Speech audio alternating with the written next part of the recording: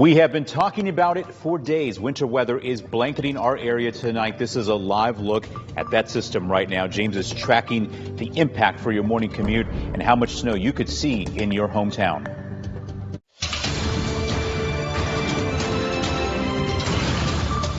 Right now at 10, the Rock Island City Council looks to make it easier to sell alcohol in town. We're encouraging more events, especially with the downtown. But the city's plan could also make it more expensive. Also in Rock Island, a $300,000 grant aims to help drive West End revitalization. Tonight, how a community nonprofit plans to use the money. And later, we're 1 week out from the Iowa caucuses. We're not the kingmaker, but we separate the contenders from the pretenders. What you need to know about the process and how it could shape election season. News 8 at 10 starts right now. You're watching WQAD News 8 at 10. And we begin with a live look at road conditions. This is what it looks like right now just outside of our studios in Moline. Snow is starting to pile up on side roads tonight. We also have dozens of closings and delays scrolling at the bottom of your screen right now. And we have team coverage as the storm rolls through our area. Jonathan Fong is live in Bettendorf along Interstate 80. But we begin with James Sahara. He's in the Weather Center tonight tracking the impacts this storm will have in the next few days. Hey, James. Hey, John. Yeah, we're seeing a lot of impact going on across a lot of our hometowns, especially where Jonathan Fong is. We'll get to him in just a little bit. But check out the road conditions that are already taking place across eastern Iowa and northwestern Illinois. Like 3/4 of our viewing area already seeing 100% of those roads being covered, and that will quickly expand as we go through the rest of the night. You can see how this snow has really spread overwhelmingly all across eastern Iowa and northwestern Illinois, and getting some steadier snows in some areas as well. Temperatures right now you can see are hovering right around freezing, and that's why the snow that is falling is very wet and very compact. And I do believe we'll be seeing that not only as we go through the rest of the night, but possibly for the first half of the day tomorrow, before we get those blustrier winds out of the north and west, providing more of a drier, fluffier snow and accumulating that snowfall even further.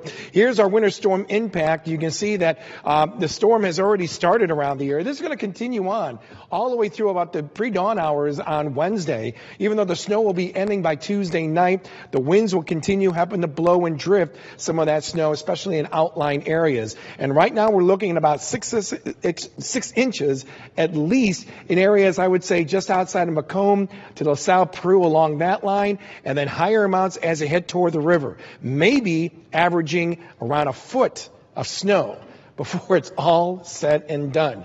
Pretty quiet around the I-74 bridge, currently 33 degrees with an east wind at 17 miles an hour. We're going to break down those snowfall amounts for you coming up in just a few minutes, John.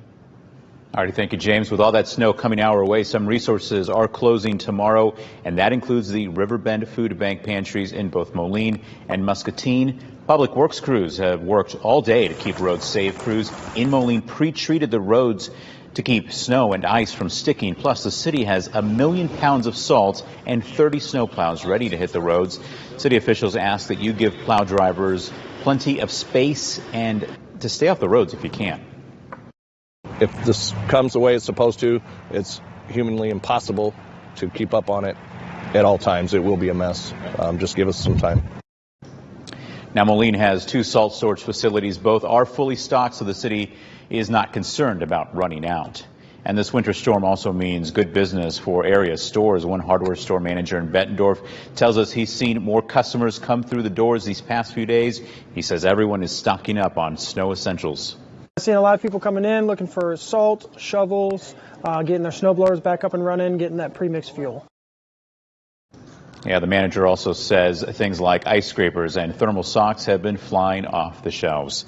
And as James mentioned, that snow has been falling for several hours now and is beginning to blanket our hometowns. Jonathan Fong continues our team coverage tonight. He's live tonight in Bettendorf. Jonathan, it doesn't look too bad yet, but we know that is going to change.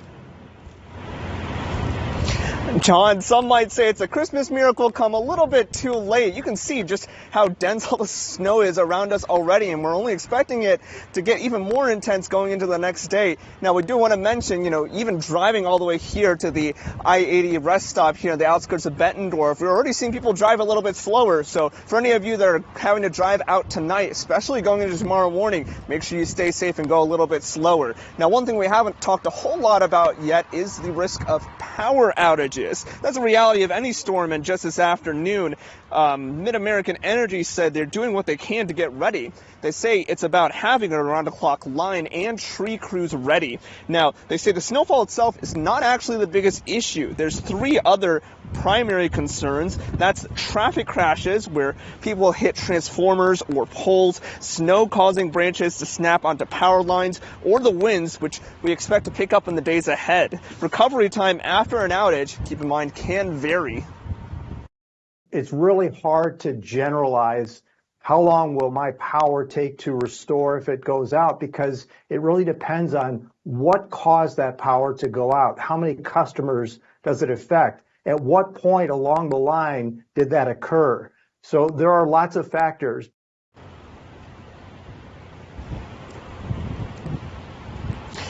Now, if your power does go out, it's likely that Mid-American will know about it before you give them a ring. However, they still appreciate the call, as it helps them make sure that they can get services back online as fast as possible. Of course, whether you're on the road or at home, you're going to want to make sure that you're prepared and that you're ready. You're going to want to make sure you have a first aid kit, that you have something to keep you warm, you have non-perishable food and bottled water at the ready, you've got a flashlight with spare batteries, and make sure that you've got a phone charger and a portable battery for your cell phone. Hopefully, you're going to stay warmer more than I am right now, and you'll stay safe if you have to do any traveling. In Bettendorf, Jonathan Fong, WQAD News 8. Yeah, some great tips there, Jonathan. Thank you. And we'll feel the impacts from this storm 4 days, and we want to help you be prepared. We're tracking school closings and snow emergencies across our area. Just text the word snow to the number on your screen. That's 309-304-0888, and we'll get all that information right to your phone. And stay with WQAD News 8 as this winter storm passes through our area. Make sure that you have the News 8 app downloaded on your phone. You can also see our complete coverage on WQAD.com and the WQAD YouTube page. And as you get ready for your day tomorrow morning, join our Good Morning Quad Cities team. Meteorologist Andrew Stutzky will be tracking conditions for your commute, and we'll have live road reports from the Beast. Our coverage starts right here at 4:30. Now, the city of Rock Island is looking to change rules for businesses that want to sell alcohol. The city stopped issuing new liquor licenses since last March to look at changing the liquor code. That pause lasts until the end of this March this year. Now, tonight, City Council looked at replacing the requirement for a new business to get signatures from neighboring property owners. Instead, the city would send out notice letters to neighbors with ways to file objections. They also looked at new license types for outdoor events. If we're talking about like a craft brewery festival, they have those in Moline, they have them in Davenport, they have them in Bettendorf. We don't have a lot of those down here. Allowing and welcoming of all these other different events that we can be doing. Now, the council, however, is also looking at higher fees for places that sell packaged alcohol, such as cases or six-packs. City leaders want the council to vote on changes within the next month. And the council is also looking to bring back the city's Police Community Relations Commission. The commission was created 2 years ago to improve relationships between the police departments and the public, but it hasn't had a meeting since last April due to lack of membership. Leaders say current requirements are too tough to meet, such as having enough members from certain age ranges or professions. Council is looking at easing those rules so meetings can resume. There's a lot of immigrants and refugees in town these days. Some of them come from countries that they don't trust the law enforcement. They don't trust people in uniform. And so we need to continue to break that barrier down and let them know it's a little different here. Council is expected to vote on the changes early next month. All right, coming up today is exactly 1 week from the Iowa caucuses, what you can expect next week, and why a political science professor says the first in the nation status is so important. You're watching News 8 at 10.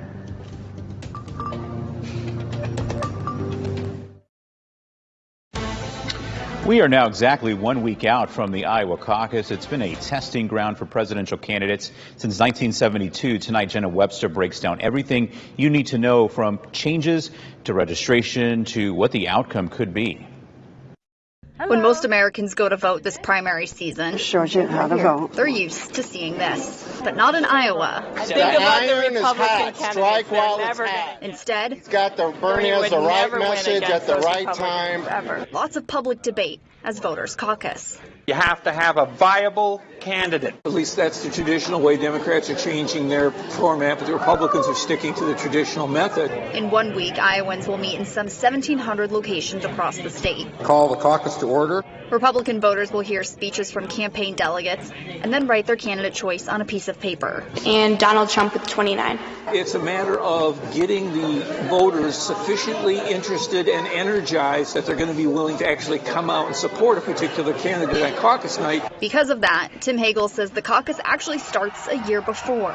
It's the idea where the candidate needs to look the voter in the eye, shake their hand, and tell them where they stand on an issue. And Iowans have had plenty of chances to do just that.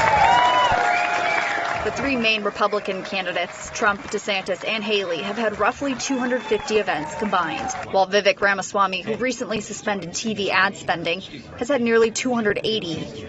Of those four, Trump has had the least, only about 40. That's been one of the complaints that some people have had about Trump this time, for skipping the debates and not doing the traditional caucus events that we would expect. On Monday night, Republicans will meet in classrooms like these and caucus like normal. Meanwhile, Democrats will still meet that same night, but it's only for party business. Presidential preference votes will be done by mail. But what if you're an independent and you want to participate in the caucus? What should you do?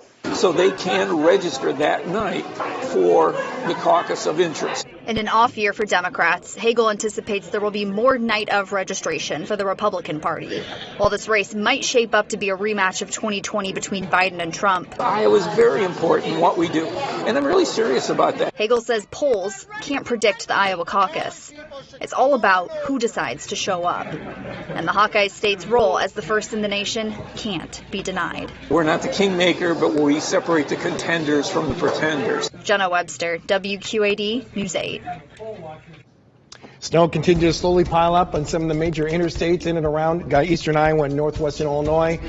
Plenty more snow to go, folks. We'll show you how it's all going to track, how much snowfall you could potentially see when it's all said and done, right after the break here on News 8 at 10. Welcome back, everyone. No doubt it's slowly turning into a winter wonderland, but that's a different story. We're going to be out and about, not only overnight, but going into tomorrow. Bridgepoint camera, and I've been noticing the cars making their way across the bridge, taking it nice and slow. And hopefully you'll be doing the same thing as we head into tomorrow, because not only are we expect to see more snow, but it's going to be heavy at times, and it'll be blowing and drifting in some places as well. So remember those high impact driving tips that we expect to see from you, hopefully going into tomorrow. Increase following distance. Drive on the plowed lanes if you can. And make sure that you steer and brake smoothly, especially when approaching intersections, ramps, and bridges. And more importantly, give our snowplows guys a break, okay? Give them room to work. They're helping you get to your destination as best they can at a safe rate, okay? So keep that in mind. Yeah, you can see that snow. It has really expanded across all of eastern Iowa and northwestern Illinois. Some of it a little steadier, too, that we're noticing from the Quad Cities and points southward. Now, this is one of several rounds of snow that we expect to see as we go through the next 24 hours. There is a break, and this is forecast, as you can see, just off to our south and west. We're going to be seeing a little bit of that dry slot come in as that area of low pressure, this tightly wrapped area of low pressure, tracks its way just off to our south and eventually east. So we expect to see a lot more moisture wrapping around the system, a lot more dynamics, which means that there could be times, especially by early tomorrow morning, of maybe seeing some rumbles of thunder. I wouldn't be surprised about that. What we call thunder snow. Bottom line here is winter weather headlines are out and about. We still have that winter storm warning. Still looking at an average of 6 to 12 inches, locally higher in some spots. And then we got to be concerned about the winds that are going to be really picking up as we head late in the afternoon tomorrow going into tomorrow night. That's when we're going to expect the blowing and drifting to take place. And that's going to make traveling even more difficult. So now we have the challenge of morning commuters, but also when it comes to rush hour later tomorrow as well. Here's our future track. This is 3:30 in the morning. And I think this is the time we're going to be seeing that break in the snow before it quickly begins to fill in as we head into tomorrow morning. And yeah, the snow will be heavy at times for the first half of our morning. And then we'll start getting the backside of the system. The snow actually is going to go from a wet, compact snow to a drier, fluffier snow. And when you factor in those winds that are going to be clocked maybe over 40 miles an hour, you're going to be dealing with a lot of blowing and drifting in those open areas. Snow will eventually come to an end by Tuesday night. And then the winds, well, they'll be still with us, but eventually will be diminishing as we head toward Wednesday morning. This is 10 o'clock tomorrow night. As we get to about the morning hours on Wednesday, you can see how those wind speeds really begin to fall off. So it's really during that time tomorrow evening where things kind of get a little bit dicey around the area. Snowfall amounts, let's put some numbers on there for you. And very impressive. From Macomb to around LaSalle, Peru, you're looking at an average of maybe 6 inches, but then skyrockets after that, pretty much right along the river. On either side of the river, you may be averaging about a good foot of snow, given the data that we see across the area. Another wave of snow not too far away, accumulating snow, and then some serious cold. We'll break it down on the 8 and 14 tracker right after this.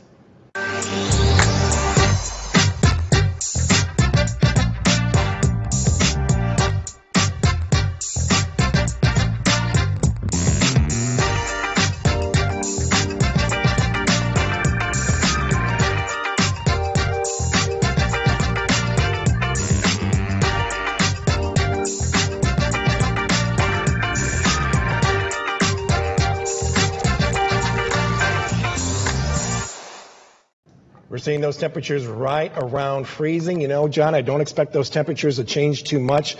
So we'll expect to see periods of snow, a wet, compact snow. Morning commute's going to be a challenge for many of us. And then the snow will become drier, fluffier, throwing those blusterier winds, and things could get even more nasty, especially for rush hour as we head toward tomorrow evening. That wave moves on by. More accumulating snow possible late Thursday night going to Friday. And once that system blows on by, here comes some serious cold for daytime highs and overnight lows starting on Sunday into Tuesday, and then a little bit of a rebound in those temperatures in the days to follow. Your 3-degree guarantee sponsored by good friends at Eric Chevrolet in Milan. I was forecasting 36, got the 36, another $20 in the pot. Keep an eye on that bottom of the screen with those cancellations that are going on. Very likely that will expand as we go overnight. We have been getting emails and notifications all night long on that. Yep. Yeah, alrighty. Thank you, James. We'll be right back.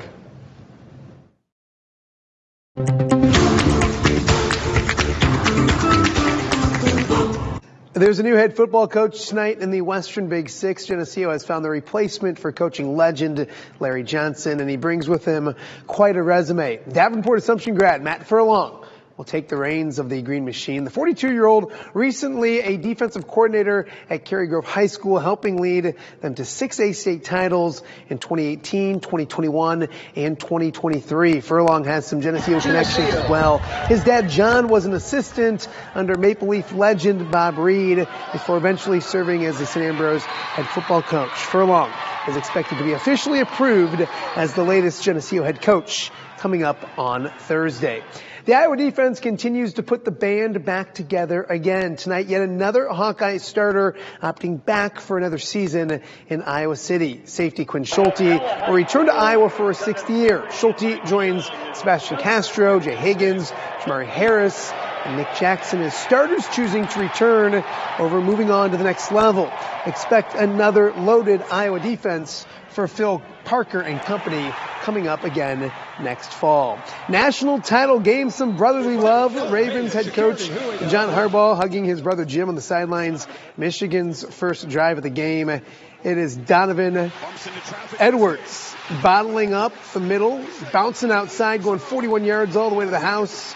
Wolverines jump out to an early 7-0 lead. Next time Edwards touches the ball, he does it again. This time, 46-yard touchdown. Michigan up 14-3. They'd add 2 Blake Corum touchdowns late.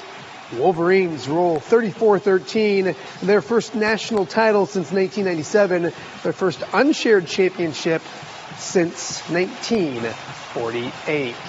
Well, Owen Freeman is one of the best freshmen in the entire Big Ten. If you don't believe me, ask the Big Ten Conference themselves. They keep reminding us nearly every single Monday. The Moline standout has been named the Big Ten Freshman of the Week for the 5th time already. That's a new record for a Hawkeye, passing former Iowa great Aaron White. Big O has won the honor 5 times. The rest of the conference has won it just 3 times total. Freeman has way to go to catch the GOAT, Caitlin Clark, the Big Ten Player of the Week for a record-setting 24th time, passing fellow Iowa great Megan Gustafson. Of course, all Caitlin Clark did last week was drill a buzzer beater in a 40-point performance against Michigan State, then a triple-double at Rutgers. The Iowa women play Purdue coming up on Wednesday. Meanwhile, Marcus Domask is the Big Ten Player of the Week for the guys. The Illini, new guy from SIU, averaged 29 points a game this past week, including a 30-point night against Northwestern. Domask played all 40 minutes against #1 ranked Purdue in West Lafayette on Friday, nearly helping them to a huge comeback. The Illini are back in action this Thursday night when they host Michigan State and the Spartans. That's a look at sports. We'll be right back. Traveling already becoming a challenge across eastern Iowa and northwestern Illinois. That pink shaded area that you see across some of those roadways, already those roads are 100% covered. And it continues to fall. There is a break off to our south and west, what we call a little dry slot. We'll be seeing that sometime the pre-dawn hours. And then that snow starts up again. It's going to be heavy at times. And with that snow getting drier and fluffier, that snow is going to be blowing around, especially later Tuesday going to Tuesday evening. So not only is it going to be a challenge for morning commuters come tomorrow morning, but no doubt for rush hour by tomorrow evening. So do take it easy out there. You have to go out and about. Give yourself plenty of time to get to your destination. That's the best advice you can give in a situation like this. And at this point, we're going to get a preview of that commute because we all have to go home now and drive through that. Started the cars. That's right. Assuming. I'm your Uber driver. Clear. Oh, you're driving. Yeah, let's do it. Why not? Yeah, he suggested you stay here and kind of manage this whole thing. No, he wants to get a pizza on the way home. I kind of like the carpool thing. I wonder if there's any drive-thrus open. We can have some fun with this, boys. Yeah. All right. Thank you, guys. And thank you for joining us. Remember those closures at the bottom of your screen. GMQC starts at 4:30. We'll see you back here then.